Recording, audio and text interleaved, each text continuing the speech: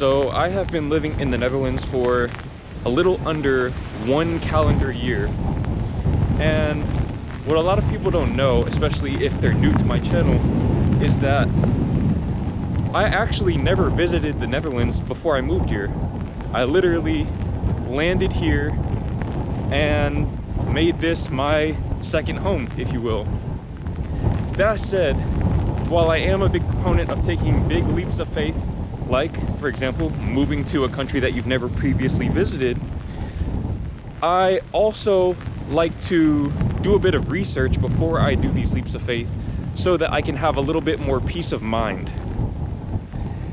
That said, through all of the research that I did about the Netherlands before coming here, and by research I mean obsessively reading Reddit forums and watching YouTube videos, as well as asking my girlfriend questions that I had, through all of the research that I did prior to moving here, a few things did slip through the cracks and genuinely surprised me. I mean, for example, I'm walking on a bike lane. The bike lanes didn't really surprise me because I knew about this before I moved here. However, there are things that I literally did not see coming at all. I didn't see coming, and the first of those things is the amount of stray cats that I see out here. I see a lot of stray cats out here in the Netherlands, and I don't know if this is just specific to the area that I live in, or if this is the Netherlands as a whole, but I would venture to say that I probably see at least one stray cat per week consistently. And as somebody who likes cats, this is definitely a positive. This is one of my favorite aspects of being in the Netherlands, is that there are a lot of stray cats here. And when I say stray cats, I'm not referring to stray cats. Basically what I mean is that you'll see cats freely roaming around the neighborhoods, and this is something that you don't really see a whole lot of back home, especially in the neighborhood that I grew up in. Maybe you see it at nighttime, but during the day you definitely don't see it. And a big part of the reason why is because it's just more dangerous. It's much more dangerous to allow your cat or your pets in general to roam around freely, walk in the street. To let your cats or your pets roam around freely without supervision back home, because for one, there's animal control. I don't think that they have animal control here. Correct me if I'm wrong in the comments, but basically, if you don't know what animal control is, it's this group of people who go out looking for stray animals so that they can catch them and then I think bring them to the shelter or whatever else. But if you allow your cats or your dogs to run freely, I haven't really seen any dogs running around freely, but definitely cats. If you allow your cats to roam around freely, then they very well might get caught by the animal control and end up in a shelter, especially if they don't have on a collar, which I do see quite often with a lot of the cats that I see running around here. The only reason why I know that they're domestic cats is because they look well fed and they tend to be pretty friendly, and sometimes will even come up to you and ask you for food, whatever. But aside from animal control, back home, we also have a lot more potential predators. And by predators, I mean we have bobcats or mountain lions, whatever you want to call them. We have coyotes and just other wildlife that could potentially be a threat to smaller animals such as cats. Here, I don't believe that's the case. I don't think there are any coyotes. I think maybe there are a few wolves in the whole entire country. I remember hearing about that in a video, or maybe reading about it on a Reddit forum before I came here, that was a really big deal. But more or less, cats are pretty much safe. And the only other threat that I could think of to a stray cat's well-being is traffic.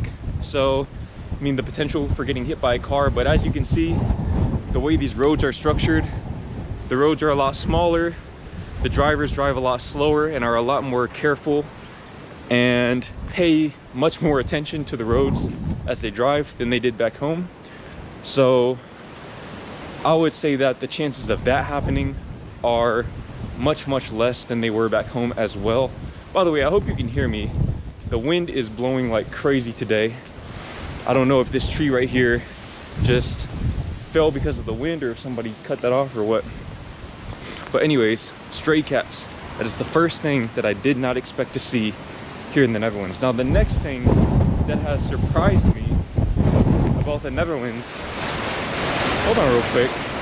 Do I need to go inside? Let's go with this wind. Listen, I need you to like this video. I never asked for likes, but I am out here in this crazy weather filming this video just for your enjoyment. But as a matter of fact, let me walk this way. The next thing that I have noticed about the Netherlands that nobody told me about, that I was completely shocked about, was the amount of farmland. And I didn't realize this until I was landing at Schiphol Airport in Amsterdam. If you've ever landed at Schiphol, maybe it depends on which direction you come from, but basically right outside of Amsterdam, it's just farmland. We're talking about probably a 15-minute drive, not suburbs, none of that. No, it's complete farmland. And let me actually go this way so I get a little more shelter from these buildings.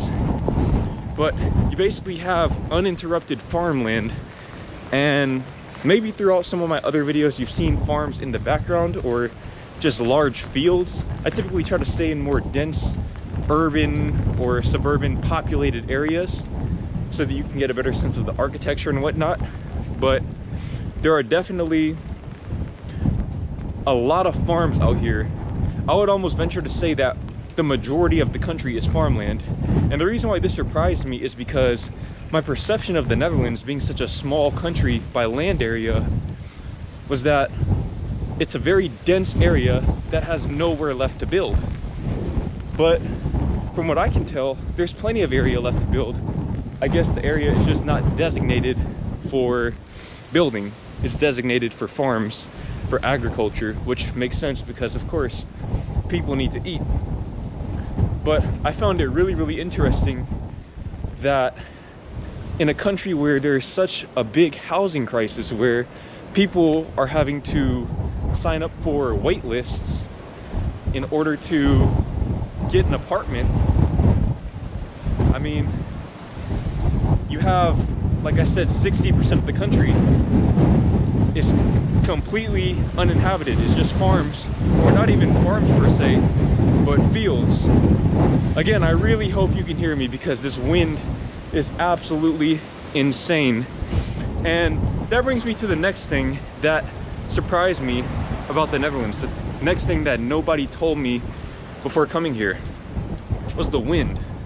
So look, I wholeheartedly expected the rain when I came here. I knew what I was getting myself into. I knew that it was going to be rainy, cloudy, all of that. I wasn't expecting this. Okay, you can see this wind today. This is definitely a little more extreme than your average Dutch day, but I will say that when you're biking, you will notice that the wind here is actually very, very strong. Very, very strong. And this can definitely be a bit of a nuisance. Granted, I feel like the Dutch people have made the most of the wind with the prevalence of windmills, which I knew about the windmills before I came here, so I don't know why I didn't make that connection in my head. But yeah, it's very, very windy here most of the time. And even if you look up, I don't know if the camera can really capture it, but you can see the clouds are moving really, really fast. I feel like that's the norm here. I feel like, generally speaking, the clouds move very fast and the weather patterns tend to change very quickly as a result, because the wind is always pushing in new weather systems, or maybe the weather systems are bringing in the wind. I don't know. I'm not a meteorologist. I'm just an American living in the Netherlands who is not accustomed to this kind of wind all the time, and is definitely not accustomed to biking in the wind. Now, the next thing that has surprised me about the Netherlands is that right there. If you don't know what that is the remains of fireworks. So this right here has caught me completely off guard. People here in the Netherlands love fireworks. Hold on real quick. Look at how fast the water is moving. if you never liked any of my videos, make this the one that you like, because again, I am out here in this crazy weather just for your enjoyment. But people here love fireworks, and look, to each their own, but I'm gonna be completely honest, I don't really understand the appeal of it. I don't really understand the appeal, but again, to each their own. People here love to pop fireworks, and they love to do it year round, but especially in December. I don't know if this is just a tradition or something like that, if this is just something that people do because of the holiday season. Hold on real quick, I can't even breathe. We're gonna have to go back this way. I can't even breathe with that wind blowing on me like that. But I don't know if it's just a tradition with the holiday season or something along those lines. But around the beginning of December, I would say that you'll start to hear fireworks just about every day. You'll start to hear fireworks every single day. And on New Year's Eve and New Year's, oh my goodness, I've never ever in my life experienced a fireworks display like that in my whole entire life. I wish I had gotten some footage for you, but I mean, the chances are you've already seen fireworks before, and you could probably find another video of that on the internet. And on top of that, my girlfriend and I were busy trying to console her cats, because her cats are not big fans of fireworks. But that fireworks display that we saw on New Year's Day was unlike anything I've ever seen, including any Independence Day fireworks show that I've ever witnessed in the US. For whatever reason, I never would have thought that the Dutch would do fireworks better than the US. But I was wrong. These people here know how to put on a fireworks show. And not only that, but it's mostly just regular people popping the fireworks. So back home, let's say on July 4th, on Independence Day, when we have our traditional fireworks shows, or even on New Year's Day, generally they'll put on very big shows. They'll put on a few very big shows, and that's what you'll see. You'll see a lot of fireworks coming from one place. Here, basically, the situation, at least in the neighborhood that we're in, the situation was that you had various different people popping off fireworks at various points throughout the neighborhood. And I don't think that it was coordinated or anything. It's just that a lot of people here genuinely love fireworks. And my girlfriend told me that some of these people spend hundreds of euros, or maybe even thousands of euros, on the fireworks to put on these shows. Now again, for me personally, you will never, I don't care how rich I get, you will never catch me spending really any of my money on fireworks. But if you do love fireworks, if you're somebody who likes to pop fireworks, this is definitely a place you should consider coming to, especially around New Year's Day. Now, another thing that surprised me about the Netherlands, another thing that nobody told me about, is the prevalence of ice skating. Hold on real quick. We need to go back this way. I'm gonna just go where the wind takes me today. I'm gonna go back this way. The prevalence of ice skating.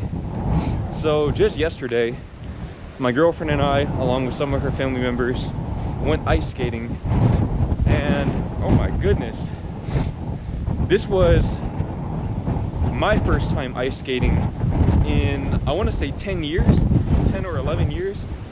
Yeah, this wind is violating. This was my first time ice skating in probably 10 or 11 years, give or take. I must have been around 14, 13 the last time I ice skated. And even at that time, I wasn't particularly good at it. So you can imagine that I literally looked like I was a baby animal taking its very first steps when I got on that ice. Okay, it was not a very pretty sight. But the Dutch people, oh my goodness, these Dutch people were moving on this ice. I'm talking about moving. I didn't see anybody, other than maybe a few children, I didn't see anybody fall.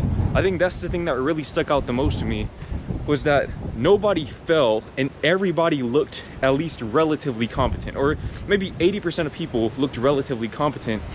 And not only that, but my girlfriend, it turns out, she's not even an ice skater. My girlfriend has her own ice skates. That is not something you see back home. I have never met somebody in my whole life up to this point who has their own pair of ice skates.